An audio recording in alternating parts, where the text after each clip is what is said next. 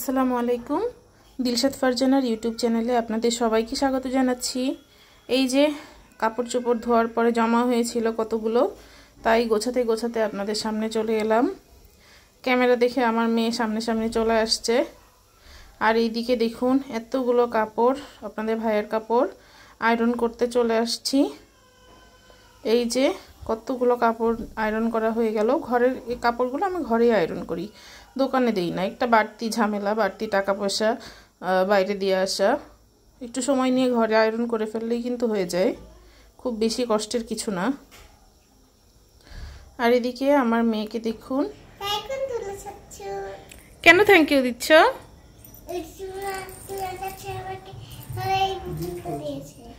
এই পুতুলটা কি করেছে? গিফট করেছে। সেই পুতুল নিয়ে সে খুব খুশি আর কমলা খাচ্ছিল। এই যে আমি ডিম রান্না করছি, ডিম আলু দিয়ে ভুনা করব। তাই ডিমগুলোকে ভাজার জন্য প্রথমে আমি কড়াইয়ে হলুদ আর লবণ দিয়েছি, তাহলে ডিম আর আটকে যাবে না কড়াইয়ে। এইবার দেখুন একটা একটা করে ডিমগুলোকে ছেড়ে দিচ্ছি। এই যে 5টা ডিম ছেড়ে দিলাম। এবার ভাজা ভাজা হালকা কালার চলে আসলে এগুলোকে আমি তুলে নিব। তো খুব বেশি কিছু রান্না করিনি, তাই আপনাদের সামনে আর তুলে ধরা হয়নি। টুকটাক অনেকই রান্না হয়েছে কয়েকদিন। আবার অনেকে দেখা যায় যে ইউটিউব চ্যানেলে বেশিরভাগ ক্ষেত্রে হিসাব নিকাশ, সংসার এত টাকায় চলে অত টাকায় চলে, এগুলো আমার ভালো লাগে না। মানে এইগুলো এত কিছু দেওয়ার আসলে দরকার মনে করি না। এখন মানে ইউটিউব বলুন, ফেসবুক বলুন, এগুলো খুললেই শুধু মানে ওটাকে কি বলে, উপদেশমূলক বাণী। এত উপদেশ দেখতে আসলে ভালো লাগে না। আমাদের নিজেদের সবারই যথেষ্ট জ্ঞান আছে। তো কথা বলতে বলতে দেখুন আলু ভেজে নিচ্ছি। আলু ভাজতে ভাজতেই এর মধ্যে আমি দিয়ে দিব পেঁয়াজ। একটু ভাজা হয়ে এলে পেঁয়াজ মরিচ দিয়ে একেবারেই আমি রান্নাটা সেরে ফেলবো। এই যে আলু ভাজা ভাজা হয়ে এলো। নতুন আলুগুলো আসলে একটু ভেজে রান্না করতে হয়, তাছাড়া একটু গন্ধ থেকে যায়। ভাজা হয়ে গিয়েছে। এইবার আমি পেঁয়াজ মরিচ লবণ দিয়ে আর একটু ভাজবো। তারপরে আমি মশলাগুলো দিয়ে নিব। আলাদা করে আলু নামিয়ে রেখে করি নাই, একসঙ্গেই করে নিচ্ছি। এই যে হালকা ভাজা হয়ে এলে এর মধ্যে আমি দেখুন লবণ দিয়ে দিচ্ছি। তো কথা বলতে বলতে এই পর্যায়ে আপনাদের কাছে আমার চ্যানেলটিকে সাবস্ক্রাইব এবং লাইক দেওয়ার জন্য অনুরোধ জানিয়ে যাচ্ছি। এখন পর্যন্ত যারা ভিডিওটি দেখছেন প্লিজ একটা লাইক এবং সাবস্ক্রাইব করে দিয়ে যাবেন, তাহলে আমার চ্যানেলটা সামনে এগিয়ে যেতে মানে এগিয়ে যাবে আর কি। এই দেখুন মরিচ দিলাম, এরপরে দিব হলুদ, তারপরে ধনিয়ার গুঁড়া দিলাম। এইগুলো দিয়ে একটু নাড়াচাড়া করে দিব। একটু জিরার গুঁড়াও দিলাম।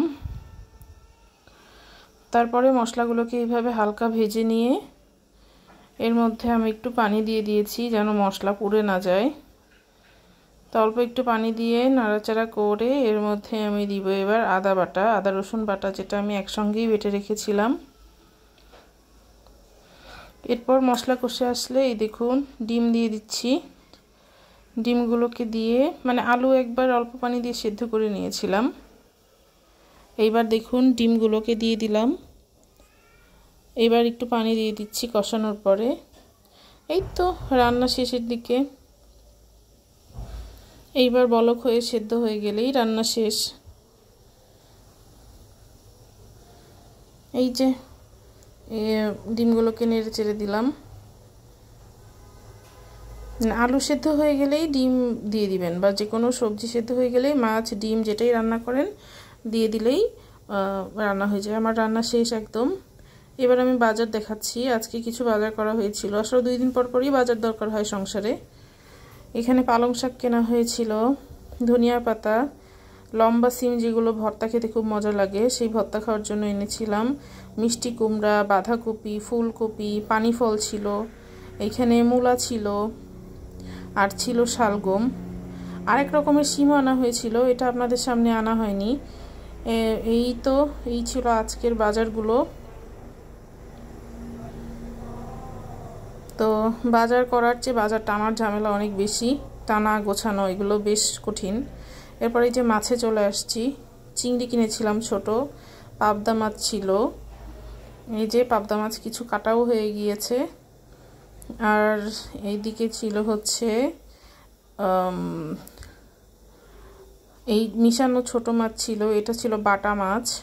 বাটা মাছকে আপনারা কে কী বলেন জানিয়ে যাবেন। এইগুলো ছিল চাপলা মাছ। এই যে মুরগি ছিল কয়টা। তারপরে এইদিকে আবার এই যে সবগুলো মাছ একসাথে দেখাচ্ছি। এরপরে ছিল রুই মাছ আর ছিল পাঙাশ মাছ। একবারে মোটামুটি 10-15 দিনের বাজার করা হয়ে গিয়েছে। তো আজকের ভিডিও দেখার জন্য ধন্যবাদ। আল্লাহ হাফেজ।